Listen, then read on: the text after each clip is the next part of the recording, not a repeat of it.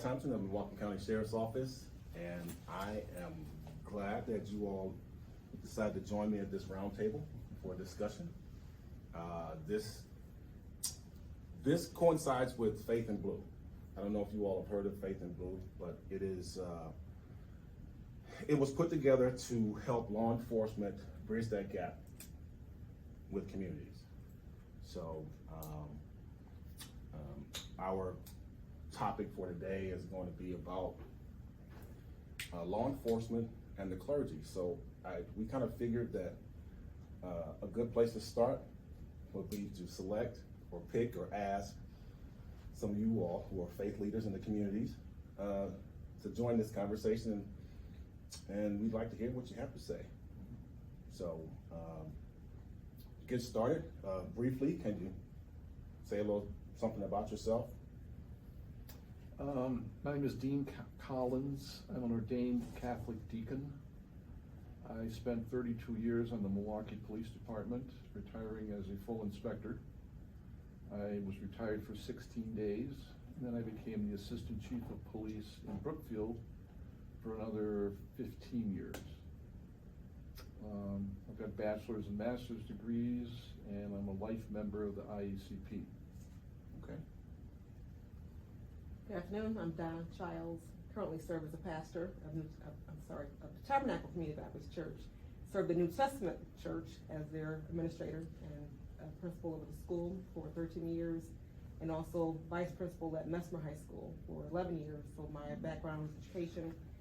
In that time period, I was working in church and ministry at Tabernacle, and also I'm a lifelong resident of Milwaukee, and just I'm a part of various organizations that serve our community. Okay. You, sir? Hi, I'm Phil Hanyard. I'm the pastor of Hampton Avenue Church of Christ. I retired from the Milwaukee Police Department after serving 25 years, and now I want to mention this, I'm a grandfather, and that's precious to me. That's precious to me. Now I have 2 grown children. Notice I didn't even mention them Right. at all. Right. You know, when you got grandchildren, you just bypass the children. I've been married to my wife for 32 years, and I'm thankful for that as well. So, lifelong resident of Milwaukee. Okay. I'll tell you a little bit about me. I'm not from Wisconsin. I'm from Louisiana. Kind of moved around a lot. My father was in the military. I played sports year-round and finally settled on basketball. Went to college, played basketball, played a few years in the NBA, and then I went to Europe and played. I have a bachelor's degree in English and a master's degree in Homeland Security and Emergency Management. And I've been on the agency for 23 years, and I've worked somewhat everywhere. So I know a whole lot that goes on here on this agency. I like to think that. That's a little bit about me. So let's get to the conversation. The conversation that we want to talk about law enforcement's relationship with the clergy. Okay, so I know that there's been a relationship with clergy in other places and for a long time. So what I want to know is your take on what it was, or what do you know of in the past, and where it is right now, and what you would like to see in the future.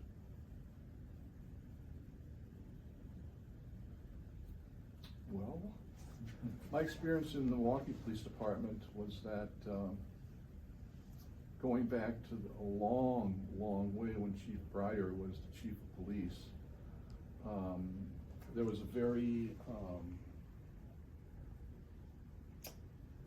distinct wall between the department and the clergy. The chief at that time was very insistent on running his department the way he saw fit. And to that end, when he did meet with the clergy, his stock response at that time was, I don't try to tell you how to run your churches, and you won't tell me how to run the police department.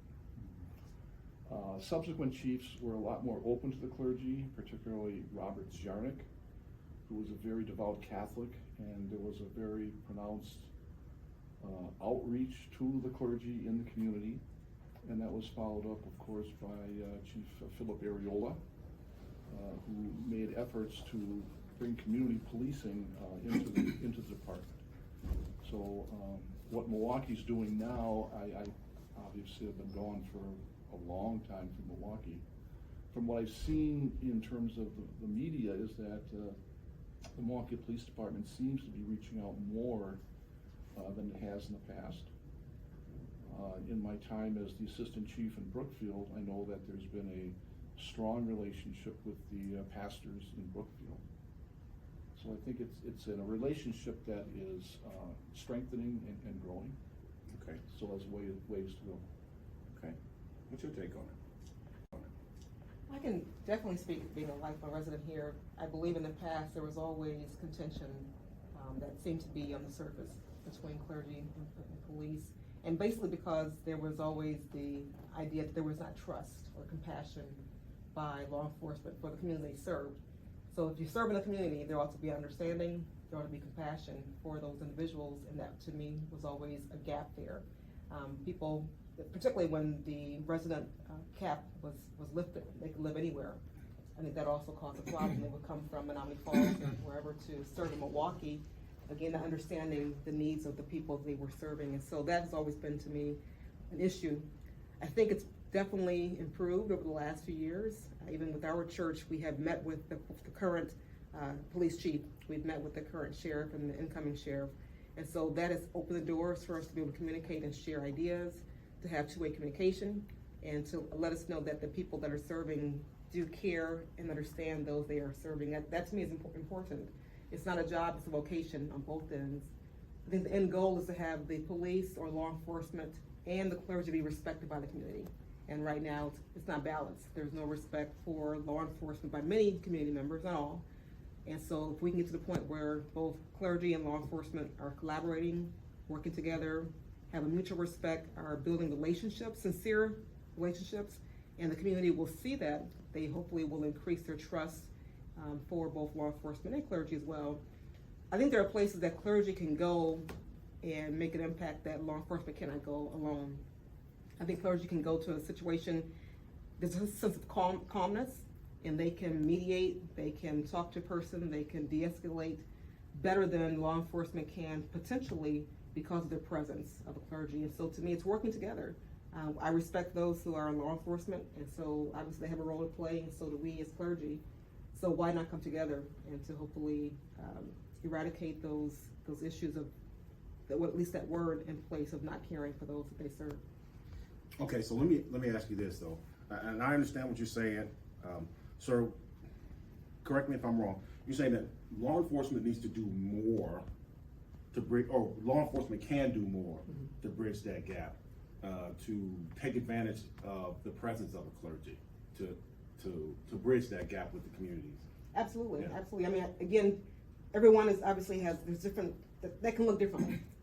But what would be nice as example is to have the clergy to work with the law enforcement going to scenes of crimes or issues, and we can be a different presence than law enforcement, and vice versa, law enforcement comes to the church or the community and serve in programming. You know, we have a tutoring program, we have a food pantry.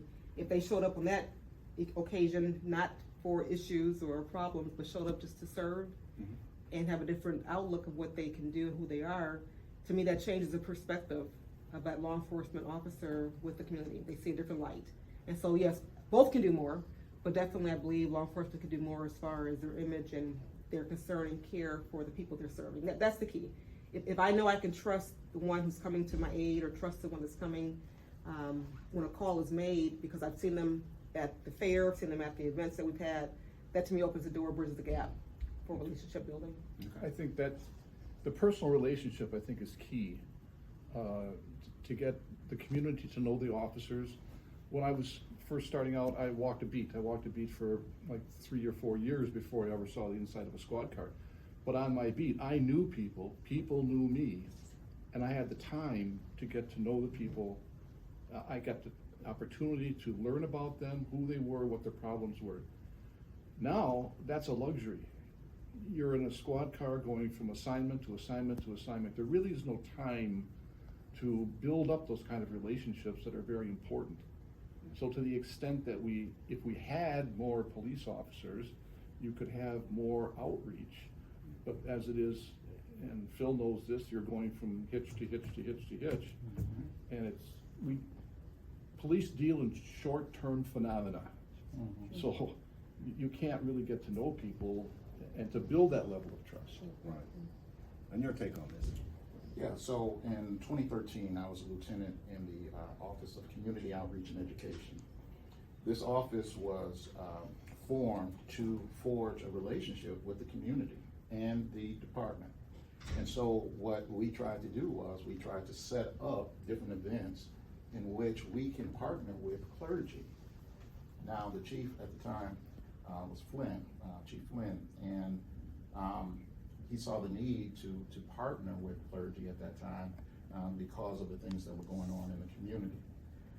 Great idea, because what happened was that when we were at these particular events, the citizens started to see more of care and concern and compassion.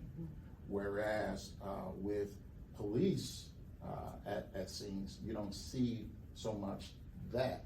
You may see professionalism, you may see a willingness to get the job done. Efficiency. And, efficiency, yes. And you may see the intent to get the bad guy. Okay? But the care, the concern, the compassion really came from the clergy side. And so that partnership I saw was very helpful to the community because in seeing both the police and the clergy together, they got the best of both worlds, so to speak. Okay. What you mentioned earlier about having clergy in squads. Okay, I'm gonna tell you about this story that I read. This is from 2017, Norfolk, Virginia. Yes. The police chief. Heard about that. You heard about that Yes. story? Yes. Yes. You noticed there was a breakdown in communication between law enforcement and the community. So he created the what was it called? Clergy Patrol. Yes. So that's what they did, and their crime dropped 17. Well, it dropped. It was at its lowest point in 17 years. So it must have been significant. Okay. So what you said is exactly what was done, at least there, 5 years ago. So that's a possibility. You know, that's a possibility. I mean, I knew that this existed, but I didn't know that, you know, to what extent, you know, it was, until I got moved into this area that I'm working right now, community engagement. And then you start to see, you know, and then I started meeting you all, right? And then I start putting two and two together, and now I'm seeing that, okay, in order to get the right answer, you know, if I add you to me, we can do that. You know what I mean? So I was seeing that. So it was kind of something that when we were putting this together, or thinking about what we were going to do with Faith in Blue, it just really was clear. It became clear that, you know, we talked to, you know, community faith leaders like yourself, you know, because everybody listens to you. You know, I don't know. Like you said something about it was a calming effect. You said it was a calming effect on people, right? And it does. It does. You know, you could be in a situation where you know, everything's going bad. However it can go, it's going bad. And sometimes law enforcement can't be that calming effect on people because we have too many other variables that we have to contend with, right? So as clergy, I think it's a big advantage or a huge variable that probably should come into play a little more than what it does now. That might be helpful for us in the future. Yeah. You'd have to convince the chiefs to allow clergy to do the ride-alongs. Well, okay, this is true, but okay, what Virginia did, Norfolk, Virginia did, they waited, the clergy stayed in the squad until the scene was safe. Then they brought them out. it's kind of like how the fire department works. You know, they're not going in there, if there's something going on, they are going to wait till they get the clear sign before they set 1 foot anywhere near. And I think that can work. Maybe in the future sometime, I don't know, but at least today we talked about it, and we know that it can help, and it does exist elsewhere. So, I think it can do some good. I think that the presence of the clergy is beneficial because it provides kind of a restraining influence on both sides, on the sides of the community members as well as on the side of the officers. We're God's representatives, and people have a modicum of respect for that, and hopefully that does serve as a restraining influence on both sides. Okay. Assuming, again, that everything is Right. safe. Okay. Anyone with final comments? I'm thinking about a young man that drowned in the river. I believe both of you were there. Help me out. Avery Meeks. Yes. Avery Yes. Meeks. Yes. Drowned in the river, Milwaukee River. And we ended up, we were there together. I think you were there right before I was there. But I think you were there at nighttime. Okay. And I just recall it being kind of chaotic. People definitely were in sorrow, deep sorrow, pain, agony. But then you started to see also some anger as well. I mean, these are all steps of grief that they were going through, Right. and it was clear. Right. But I could see the calming effect when I heard you were on the scene, and that helped. I heard that helped. You were on the scene, and then I was on the scene at one point, and we ended up doing a group prayer. The sheriff was on the scene as well. The sheriff spoke words of comfort to the family, and then at that time I concluded in a prayer, and that brought everybody together, it seemed, because it wasn't so much about law preservation of preserving the law and going according to the law. It wasn't about the law. It went deeper into the soul of the person, the compassion that you needed to feel for the person. What can we do right now for you in your grieving, in your great loss? And that's what that touched. And with the sheriff's words of comfort, and then with the prayer, and everybody was holding hands, it was a sense of unity that was forged at that particular time. And that was very, very vital, because when somebody is in the stage of anger, they're probably going to take it out on somebody that's wearing a badge and has a patch on their shirt. Yes. Okay. And so clergy is very instrumental in bridging the gap at that moment. Right. And so at that scene, I saw it. Right. I saw it. Sure. I saw it as well as at the funeral. It was obviously very much in evidence at the funeral. Well, I've been in some situations where we definitely could use any one of you all there. It was hot and heavy, but I thank you all for coming. Thank you for your perspectives on this, and probably we might do this again. So I thank you for coming.